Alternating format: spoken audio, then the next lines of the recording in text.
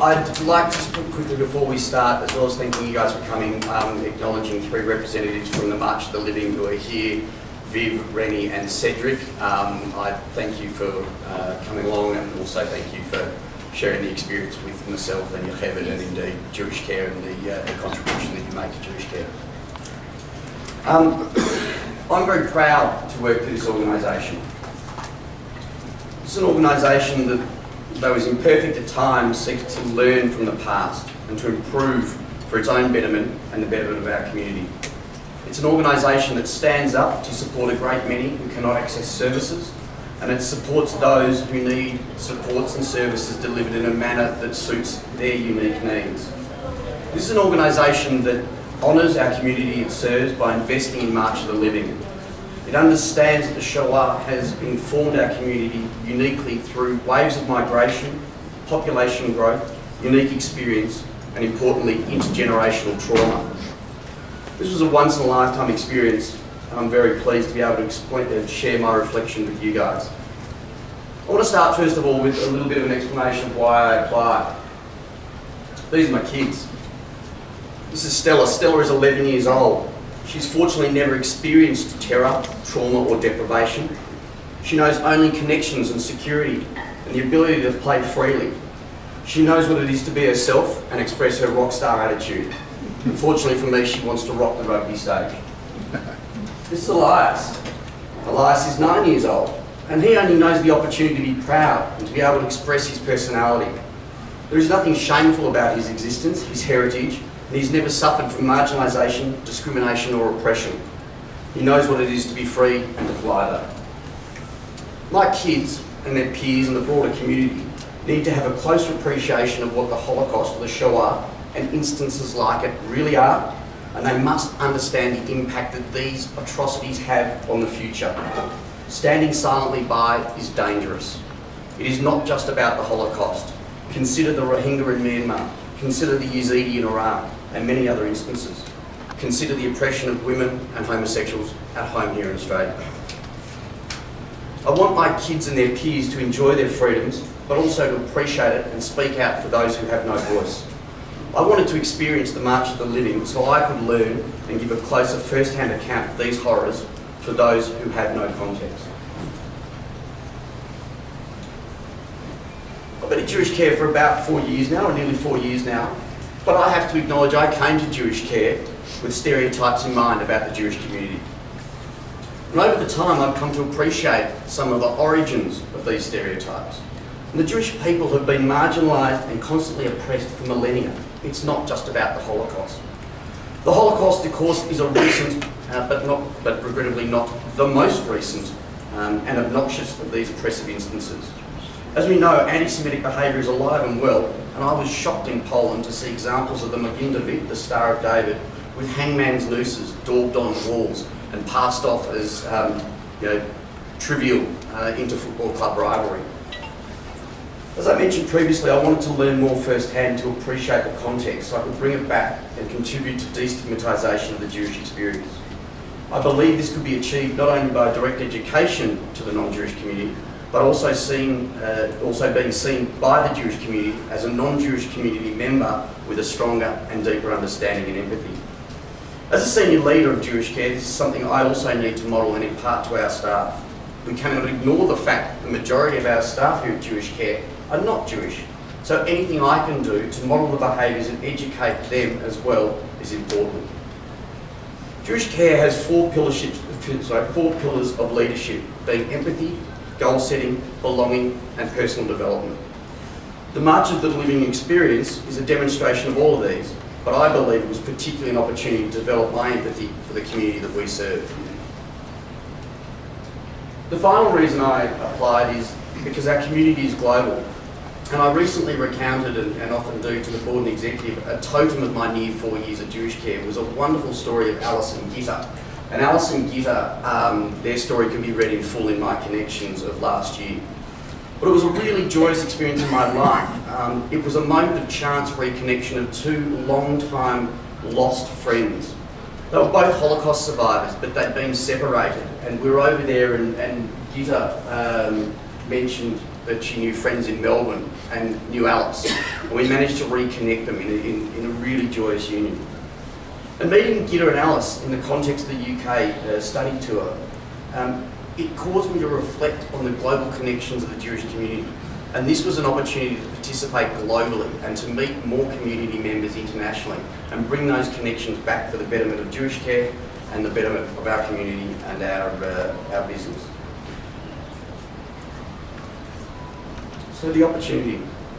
As a result of my application, and I'm informed in the face of stiff competition, I was very fortunate enough to be granted the ticket, or one of the tickets, to participate in March of the Living.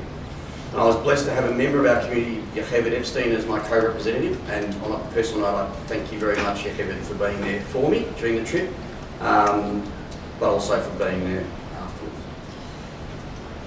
If I can do something which was reasonably within my capacity of the Chief Operating Officer, which means I can order a lot of people in this organisation around, I will demand, as a managerial directive, that you apply for March of the Living. This is one of the most extraordinary experiences of my life. Unfortunately, people and culture tells me that I can't reasonably direct to do that. So I will beg and implore you to consider an application. It is important to note that this opportunity is available to every member of the Jewish Care team. It is a paid trip. It's not a vacation, rest assured, it's hard work, but it is paid. The only commitment that is asked of you is 2 weeks away from your family, which, don't get me wrong, is not, you've seen my kids, they're young, that's not easy to do. But it's important that you seriously consider this opportunity. If I could beg, being a Christian gesture, I would do that too, but please seriously consider applications. I certainly am not the same man that I was when I applied or before I went on. It's truly life-changing. To provide great support, the supporter must have empathy and understanding of the individual.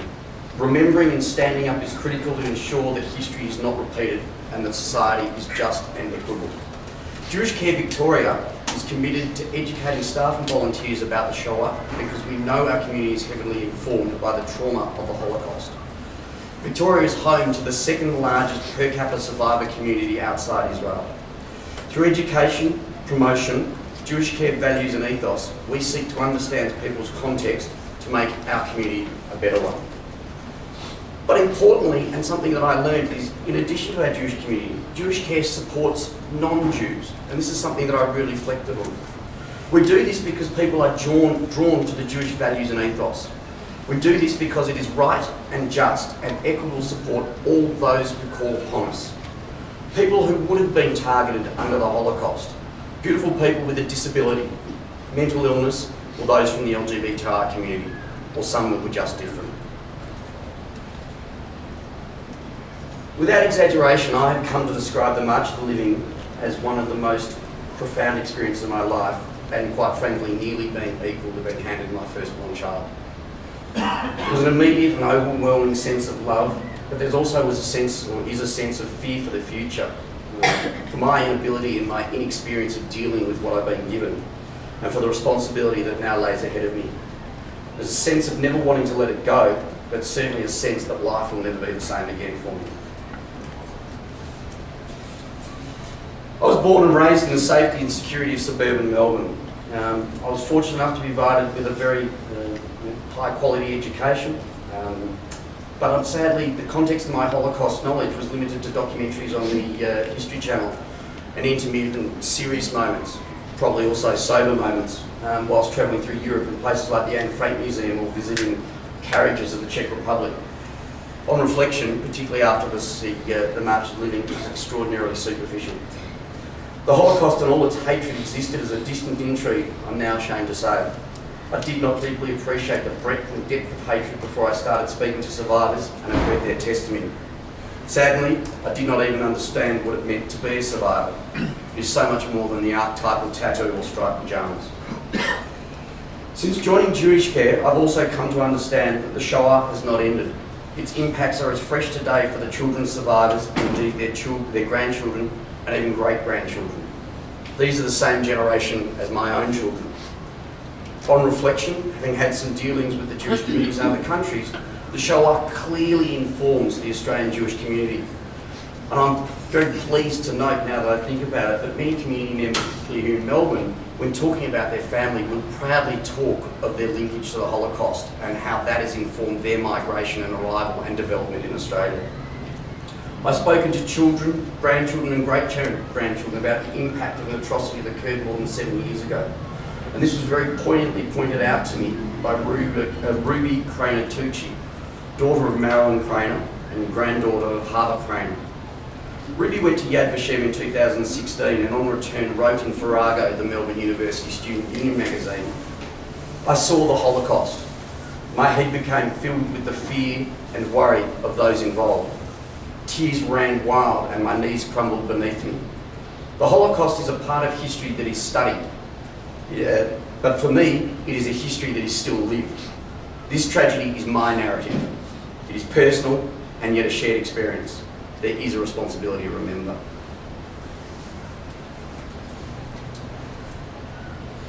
I'm not a Jew. On many occasions in my work in this organisation, this has been made abundantly clear in a very pejorative manner, as if to reinforce the irrelevance of my contribution. You can't possibly understand because you're not Jewish. Jewish Care exists to support those in need, so I know emotions run high. And I realise that many of these negative statements are rarely personal. They are statements from a position of fear, distress, or a desire for an alternate path where the race and religion or the issue causing the need does not exist at all. I understand this, but it doesn't mean that I'm impervious to the slight, especially in the face of trying to do what I or we as an organisation can do to relieve that suffering and stress. I highlight this because I went to March of the Living with a bit of a preconception that I would sit as something of an outsider looking into the experience. I would be there to be educated and to bear witness to other people's emotions without having a deeply personal experience. How wrong I was, and this was from the very first moment. In the first session of the first day, I sat down next to Andre Baum. This is Andre here. Andre's a child survivor who was spirited away from a camp, Chancey in France, by way of a bribe. 16 members of his family were murdered after he was spirited away. It became deeply personal because Andre mentioned he had very fond memories of a friend when he first got to Australia shortly after the war, after Shoah. And Andre remembered this boy because he was the only person who could speak French, and Andre had very limited English. This boy was Charles Cattermole, my uncle. From that moment in Poland, we learnt, saw and heard of horror after horror, only to be dragged up in an instant through stories of kindness, liberation and reunion, quickly to be forced down again into the depths of human depravity. It was unrelenting. Stories of the siblings who never got to say goodbye, leaving the surviving brother to live nightmares and less at peace than the one who was murdered. The engraved spoon that was sent by Jewish birth mother with child survivor to the adoptive mother who is now righteous amongst the nations, and then returned on the adoptive mother's passing some 65 years later in an act of final love, closure, remembrance and return. But it wasn't just me. It wasn't only the outsider. I shared in that experience. And these are some of the images that will stick with me most, because these are the people that I shared that experience with. And it wasn't just me.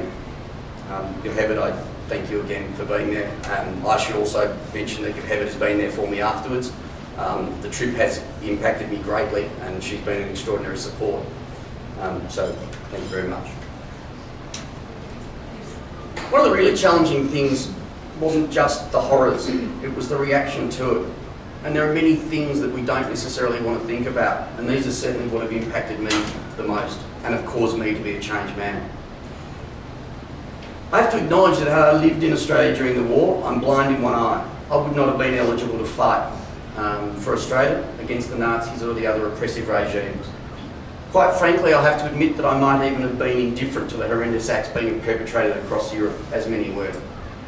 But more terrifyingly, I'm terrified to consider what might have been as a blue-haired, blonde, reddish-haired man with commerce and ambition had I been born in Europe. We learned of hundreds of thousands, if not millions, of non-Jewish victims who were killed in the Holocaust. Many of us were shocked to learn that the efficiency of killing was perfected by the perfected on German citizens with disability in the Action T4 movement.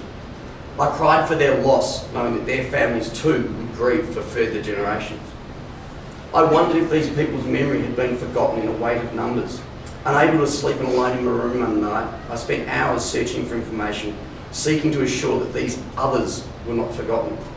For a moment, and for a brief moment, I wondered if the Jewish people had taken ownership of the Holocaust at the behest of these groups, consigning them to a footnote of the horror. I've moved on from this notion, and I continue to educate myself, and I'm certain that these others are not forgotten, and I'm gratified that I can continue to remember them as any victim of the Holocaust should be remembered. These are some of the horrific memories and experiences and reflections that have challenged me time and time again with greater frequency through the trip as we move from Poland to Israel. One of the most profound experiences, which I'm not going to go into here, but was actually Yom HaZikaron, the Israeli version of Anzac Day. And if you ever get the opportunity to experience that, it is truly a moving experience. I'm an expressive man, and I'm not afraid to express my emotions or allow them to be seen. And as stated, I did not expect to be moved.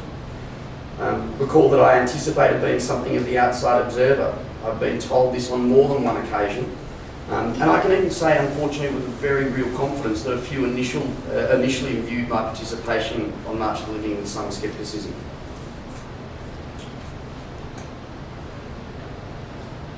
This anticipated distance, the outsider as I've called myself, is upon which my most profound experience of the March of the Living occurred. I was supported. I was embraced. I belonged. Every one of the circa 70 companions on that important journey took a moment to make sure I was okay, and I was never alone.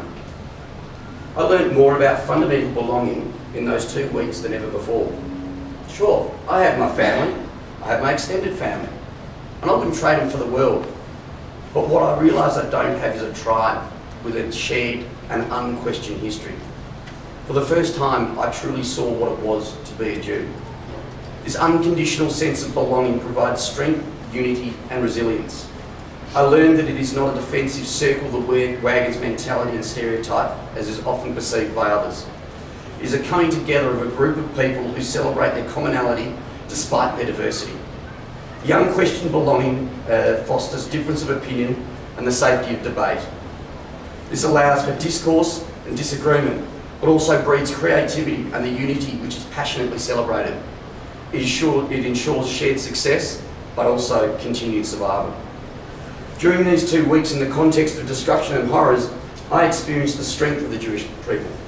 It is magnificent, and I understand why it is celebrated the world over. I understand why it's celebrated at an individual level, at a collective level, and through diversity. On my return from the March of the Living, I was extraordinarily moved and frankly quite raw. And a good friend of mine who happens to be Jewish, on seeing how raw I was moved to write me a letter. She signed the letter off, "You have empathy and compassion, and your response to March of the Living has reinforced how significant human empathy is to you. You would have been immense, Hugh. Do not even contemplate otherwise." This will be my greatest learning and contribution to the community. I have a deeper context. It's in my kishkas. I understand how important belonging is, and as a result, why we do what we do for this community. March of the Living was traumatic, challenging and uplifting. It pushed me to acknowledge I may have been a bystander to the Shoah, but I know I make a difference and do good in other ways today. Empathy and passion are critical to supports we deliver. Being an upstander, not a bystander, even in small ways and regularly, prevent marginalisation of those who are different. Being there, unquestionably, promoting the sense of belonging. I thank Jewish Care, the March of the Living, and for those who brought me into the tribe. I can't hope to make a greater contribution. Never again.